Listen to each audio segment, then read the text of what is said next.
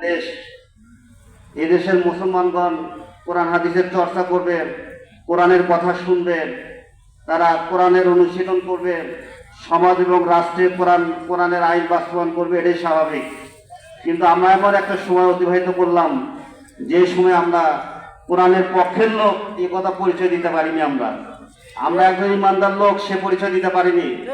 আজকে আমরা একটা রমজান মাসের রোজা অবস্থায় আমরা লোকজনকে ইফতার করাবো সে পরিবেশ পাইনি। আজকে এই জন্য আজকে আমরা যদি এই সুন্দর পরিবেশ পাওয়ার পর আজকে যদি আমরা কোরআন হাদিসের চর্চা না করি, আজকে যদি আমরা সঠিকভাবে যদি ঈমান আমলের সাথে না চলতে পারি, কোরআনের হক কথাগুলো যদি সমাজে প্রতিষ্ঠিত না করতে পারি, তাহলে আজকে আমাদের যে সকল ভাই ১-১.৫ ভাই তাদের তাজা রক্ত ঢেলে দিয়ে আজকে পরিবেশ তৈরি করলেন, তাদের রক্তের সাথে বেইমানি করা হবে।